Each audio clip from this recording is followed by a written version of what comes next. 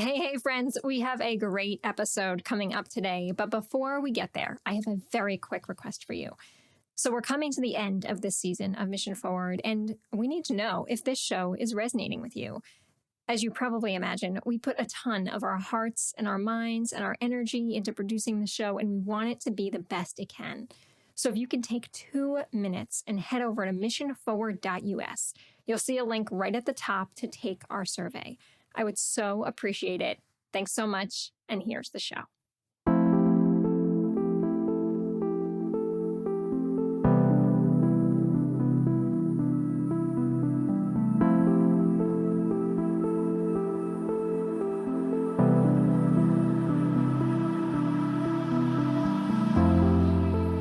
Hi there, and welcome to the Mission Forward podcast, where each week we bring you a thought-provoking and perspective-shifting conversation on the power of communications. I'm Carrie Fox, your host and CEO of Mission Partners, a social impact communications firm and a certified B Corporation. This season, we are talking with a great mix of nonprofit and foundation leaders, along with some of the nonprofit consultants I admire most, about what it really takes to move a mission forward. Today, we've got a friend, Nadine Gabai-Botero, who I will forever have a very special connection to, as it was my meeting with her and our small group of fellow impact-minded CEOs that met the day before COVID was named a global pandemic. Nadine and members of our peer group became my lifeline and my levity in those difficult days as a business owner. And so I am super glad to have her here with us today as we finish up this season of the show. Let me tell you a little bit about her first. Nadine is a certified fundraising executive and a fundraising and development expert, having worked with nonprofits for the past 25 years to expand their revenue and their donor bases. Nadine is constantly challenging the norms, helping clients think about how to evolve their fundraising plans for the most effective outcomes. Originally from Lima, Peru, she's a proud Latinx fundraiser who brings her diverse background and perspective to her client engagements.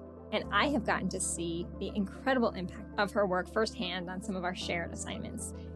Nadine, I am so glad to have you on today's show and to help me close out this 5th season of Mission Forward.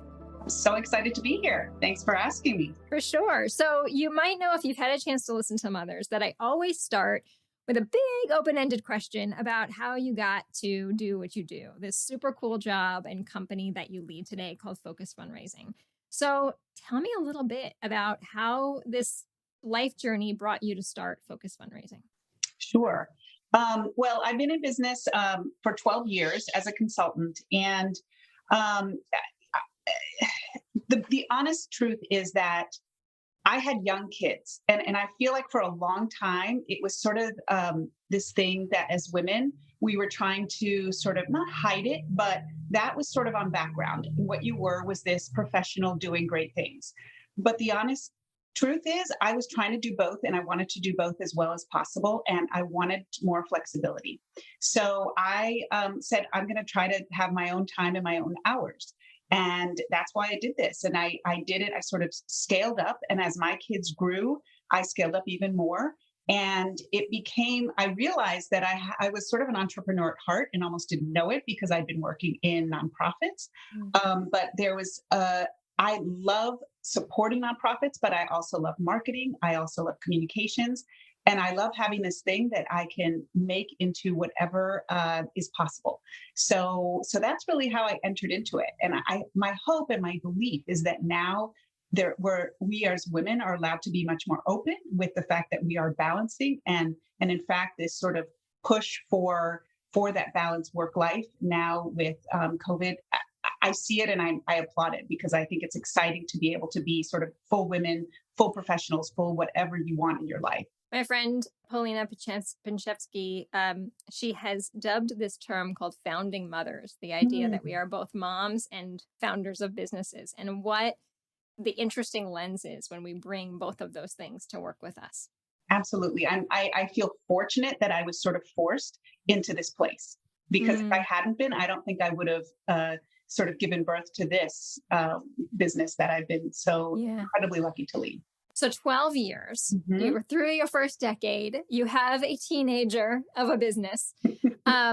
And the last couple of years have been anything from expected, right? Regardless of what our strategic plan was, that got thrown out the window. How have you thought about the role that you play, the business that you have these last couple of years? Honestly, if there's one thing, it's that I am a partner to my clients. And I think I've not experienced that more so than these last couple of years. Most of my clients, we've worked together. In other words, there's not been a lot of turnover. We're just there connected. And I am there to ask them, what do you need? Yes, it's all fundraising related. But there's a big shift right now in staffing, in fundraising staffing, and we have been there. We have a team of folks who work at Focus with me. They are senior consultants, they are researchers, writers, et cetera. And so depending on what's needed, we come in and we are there for 3 months, we are there for a year. What do you need and how can we help you do it better? And so I have found this partnership that's just been very satisfying, I think, to both the clients and to us, because we help them solve their problems. And yes, of course, we're about, expanding your donor base and figuring out how to connect donors with your mission. But it's also about how do you just have some calm in your day-to-day life because things are getting taken care of. Yeah, it's that role of the trusted advisor, right? That you play so well. What are some of the most common problems or barriers that you've seen show up in these last couple of years? To start off, how do you connect with your donors? I think everyone had to have a mind shift of, oh, okay, I guess I am going to start meeting them on screen. And that's not only the nonprofit, but also the donors. Am I comfortable with this? There's been a shift, a wonderful shift. I think there was always, for many organizations, been this sort of formality.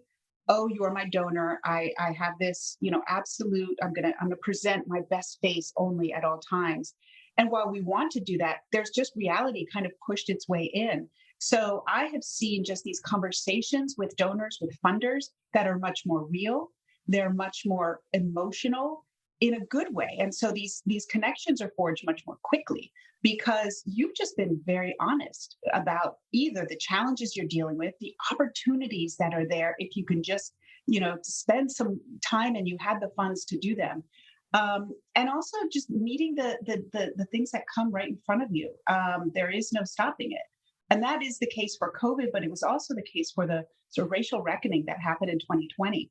And a lot of organizations, either they were right in the front lines because of their mission, or they looked around and they said, we've got to change things. How do we do it? And being able to talk to your donors about that or your prospects was just game changing.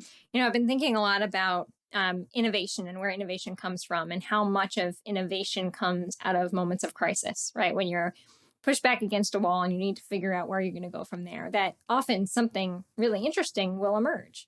And that what COVID required of so many nonprofits is they had to look at the things they had taken for granted. So I remember in that first week or so after we were all sent home and quarantined, one of the nonprofits that we were working with had to cancel their annual gala, which was 60% of their annual revenue.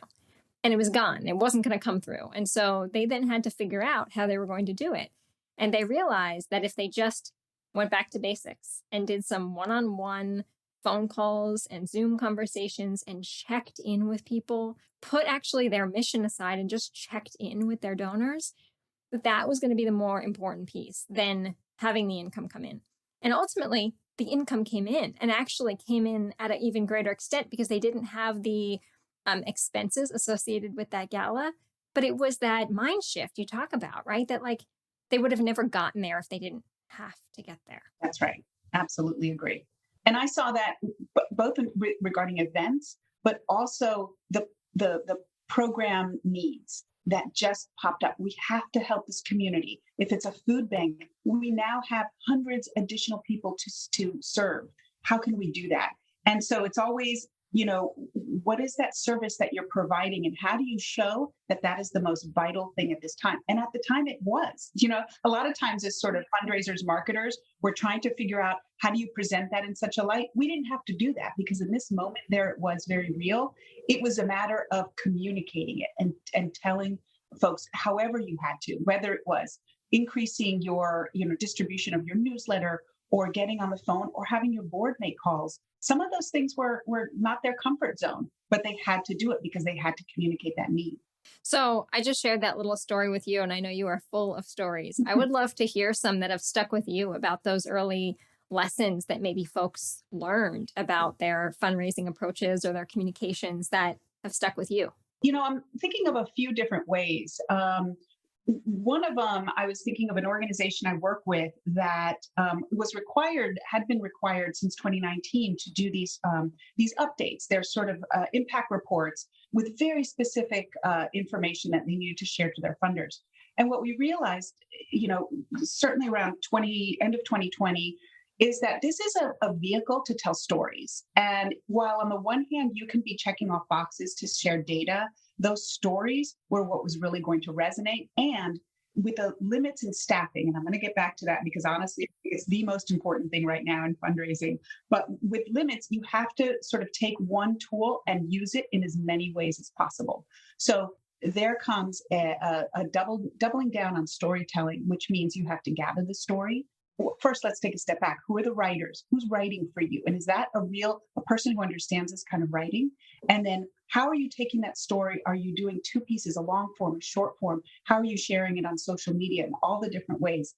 And so I think it's something that we all need to be thinking about is where are those stories coming from? Yeah, and there's an opportunity to shift the microphone, right? Or to pass the pen around and give it to someone who maybe doesn't typically have the ability to share that story That's right. firsthand. That's right.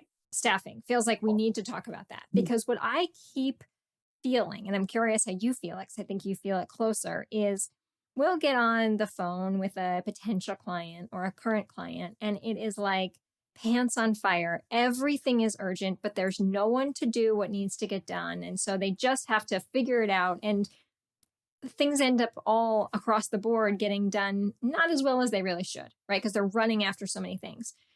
Now, that's not universal, but certainly we're seeing a lot of that. And these days, it feels like we're pre-2020 seeing some of that urgency that we had actually stopped seeing for a little while, but now it's coming back. And I'm curious what you're seeing. It sounds like there's some shortages of staff that are maybe contributing to that. Yes, the shortages in staff, I would say 70% of my clients right now have searches going. They put out job descriptions and they get a handful of responses. So whereas before you were sort of, oh wow, look at all these people, I guess I have to sift through them. Now it's like, they're not responding. Or they are responding, and then you start going through the process and they just pull themselves out of the running. So you were getting down a certain road. Now, I think this is a couple of things. I think that it's a combination of maybe it's inflation, but it's also waking up to the fact this is an incredible job market. And folks are saying, I cannot live off of this nonprofit salary, whatever you think is the right salary, because, hey, look, it lines up with everybody else in our organization. And I've heard this over and over, but we can't pay so-and-so more because this other person who's a manager doesn't make that much. That's all well and good, but the fundraising world is such that whoever you hire is going to help bring revenue. And when it comes to that, if the market says X, you're going to have to come to X. They just will. And I don't think a lot of nonprofits have woken up to that. And frankly, I get it. It's more than they have in their budget. But we have this impasse right now. And it's a real challenging time because organizations are sort of stuck. And then the folks who are left, they are getting overwhelmed with the amount of work that needs to happen, especially now as we get into springtime. Spring and fall are the busiest times for fundraising. And so they're getting into the time where it's like, are you budgeting? Are you planning your campaigns? Are you looking ahead to, whatever is coming in the summer? So we have to change the formula right now. And I don't know exactly what that is, but I have some ideas. And I just think things have to shift because otherwise we're going to lose the folks that are in place right now doing incredible jobs. It's interesting. You're making me think about something that someone said to me years ago, and it was around digital and social media marketing. And she said, organizations are often quick to put their most junior member on their digital or social campaigns. And then they wonder why they're not getting the kind of return on that time that they expect, because they put someone on it who may not even have a full years of experience on it. And similar in fundraising, right? You have to be able to make the investment at a senior level if you want to be able to see the return. And so what are you seeing that's working? Because I can hear folks listening right now saying, yeah, it's all great and good, but if I don't have the resources, I can't hire that high level talent. There's a couple things. One, I think you have to make decisions. If you only have room for one hire and you're trying to focus in on individual giving, foundation doubling down, seeing opportunities with corporate, and want to build a government program, you may not be able to do those. And you may say to yourself, you know what? The biggest opportunity for growth right now is in corporate giving. So I am going to bring in a corporate giving person to really focus in on this, grow it, make it into what I know it can be, couple that with some event sponsorship, et cetera. And then I will augment by bringing in a foundation person. But there has to be places where you make decisions, because otherwise, and I've seen it a lot of times, you'll say, oh, okay, well, then let me just put the corporate and the foundation person together. It's not necessarily the same role. We know that. And so you try to kind of conflate that. I often see that you have the junior person on annual fund, which is typically, say, under $1,000. It's sort of the general folks who just walk in your door. That can be good, but know that those are your future major donors. And you want to be cultivating them and stewarding them in a way that makes them feel like they are in great hands and they want to learn more.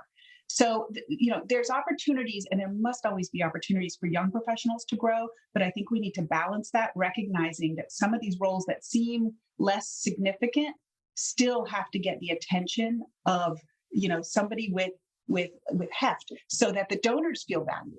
Yeah, that's a great point. All right. And I've certainly heard you talk about that before. We'll reinforce it, that you never know where a donor might go down the road, right? Cultivate every donor, not just the ones who are showing up in the wealth screen. That's right.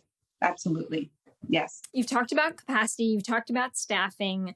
The field, if I'm correct, is predominantly a white field. And I know there are conversations going on around how we diversify both the fundraising field, but then on the flip side, we're also talking about how we diversify the donor base. Right.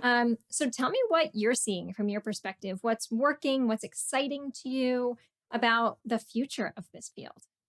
One of the most exciting things is that I think a lot of organizations have woken up. They recognize this is important. Here's the challenge, though. And I have one organization, a client in my mind as I say this. The executive director recognizes they have a very white audience, the performing arts group, and a very white board. But he knows he's got to bring in a board that is more diverse. They want to reach a more diverse audience. The board doesn't necessarily all agree. I think there's been shifts, so now they are. But I think it's a matter of getting everybody on the same page. And that often is your first step. Just because you as the executive director or the development director recognize it, it's not necessarily enough. It's really about that culture. Whether we've talked a lot over the years about cultural philanthropy. This is sort of culture of diversity. Does it exist, and is it across the board at all levels? With fundraising, it is predominantly white and predominantly women. And so it's tough. I think you're seeing it more and more. Who are these folks that are up and coming, and how can you nurture their talent? Because they're there and they're ready to do the work. And that is, it's got to be a real, you have to focus in on it to make it work, because otherwise it's just going to be like, oh, well, we didn't get the right candidate. Well, keep looking, look in other areas. Think about what the job is and how you can get the right person in there. I always knew you had a good name for your business, but I'm realizing, Nadine, listening to you, that focus is what you say, right? Over and over again, how important it is to focus on your priorities, to focus on your values, to focus on what you can do and do those things well. But it's almost one of those things that we probably take for granted how important it is to just focus in. So well done on the name choice. Thank you. Demographics. Let's talk about demographics for a few more minutes here, because I suspect that how you've counseled your clients to engage with their donors and to broaden their donor bases has changed over the years. And do you see a shift in whether that's platforms that people are using or tools that people are using to really think about how they authentically connect with a more diverse set of donors, if that is indeed something that a nonprofit is facing? Yeah, I think they can. It's not always the same. And I think one of the ways that you can do it, it's interesting. There is diversity in terms of racial diversity, et cetera, but there's also diversity in your donor base in terms of capacity and wealth. And I think that's something that we're also dealing with in fundraising, because there was always this sense of like, well, these are the donors we want to pay attention to. Yeah, they may have been white, but they're also very wealthy, and they sort of come from perhaps one sort of point of view. But how do you actually get to other donors who are donors of color and donors of different experience, and maybe donors oftentimes younger, but not necessarily, who don't have the wealth, the extreme wealth, but they have the ability to give in a different way. And one thing I will point to is monthly giving. I mean, this is sort of the holy grail of fundraising, has been for the last several years, and really came to the fore over COVID, because these monthly donors who may not be giving a lot, but you bring them together. And this is something that is, for the most part, this base of support that you can count on month after month. And you can see about, some of them will give more, some of them will go from that to a major gift, but for some, this is their way of supporting the work you do, and they want to hear from you. So how do you communicate with those monthly donors in a different way than you have been with, say, your major donors? Mm-hmm. Yeah. Are you seeing any creative campaigns or ideas that are sticking with you about those ways to connect with donors? I do have a client that has been doing these webinars. Webinars, they come in all shapes and sizes, all different flavors, and some of us are sort of exhausted by them. This particular organization never really did a lot of very broad-based programs. They were very, most of them in person at their location in DC, and most of them were for a smaller group. And so what we started doing is just putting the word out, getting a panel together of something that's very specific to their mission.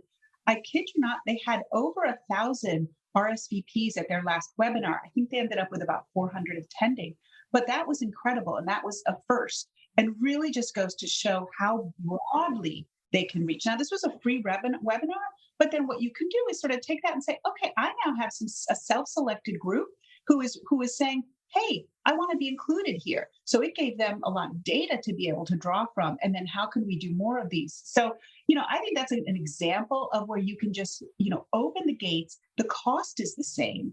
And you're also kind of treating your donors, right? Again, pretty equally. You're saying, I know you have the capacity to give a $250,000 gift, and you might have the capacity to give $1,000, but both of you are welcome.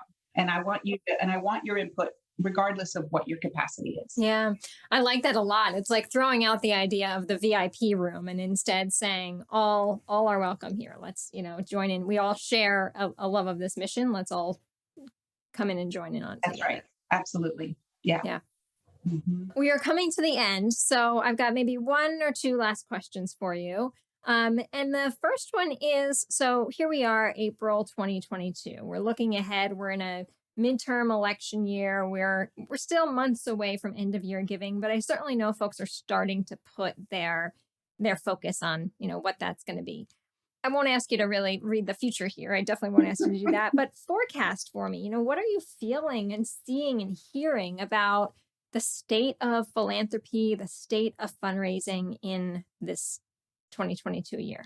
I think this is going to be, I think we're headed towards potentially challenging time in terms of the politics, and the politics will feed a lot of, the fundraising. It just will. Like we saw when Trump won and there was this so-called Trump bump with a lot of progressive organizations. I think depending on what happens in the election, a lot of folks are going to have messages ready to send, obviously one way or another, but we know sort of the trajectory of what happens typically in, midterms, depending on the party. This is very sort of inside baseball for Washington, but now clearly is impacting the rest of the country. I think we need to be ready.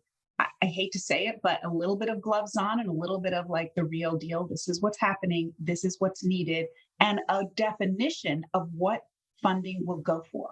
And I think if there's something that sort of separates the great organizations from the good, because they're all doing good work. But how do you elevate? And that is, they've defined what are funds going to do. And I think organizations need to be thinking about that right now to be able to articulate that and talk to both the major donors. So what will your $100,000 gift work towards right now? And what will your, $50 gift be? And the only other thing I can say on year end is that the stewardship and the cultivation for your major donors needs to be happening now. So that work, and through the summer, how are you thinking about these folks who have been with you now all of these years, especially through COVID?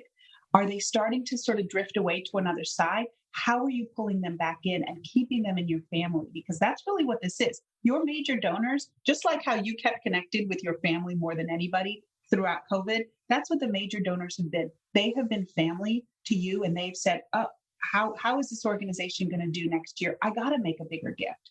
So that's the important part, is how are you doing that? Well, that's a great place to end today, and we'll reinforce focus fundraising. How important those priorities are, the values, and that every donor matters. Absolutely. Right? You never know where those next big gifts could come from. Nadine, this was so fun. Thank you for spending some time with me today. Oh, it was terrific. I really enjoyed it. Thank you. Thank you.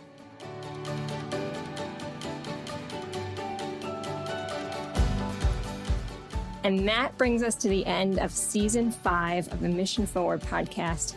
We have loved spending this time with you and with all of our guests this season, and we hope you took as much away from these conversations as we did.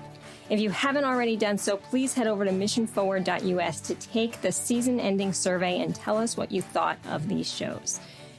Mission Forward is produced with the support of Sadie Lockhart and the Mission Partners team in association with True Story FM. Engineering by Pete Wright. Music this week by Yevgeny Barduj and Josh Leek. If your podcast app allows ratings and reviews, we hope you'll consider doing just that for our show.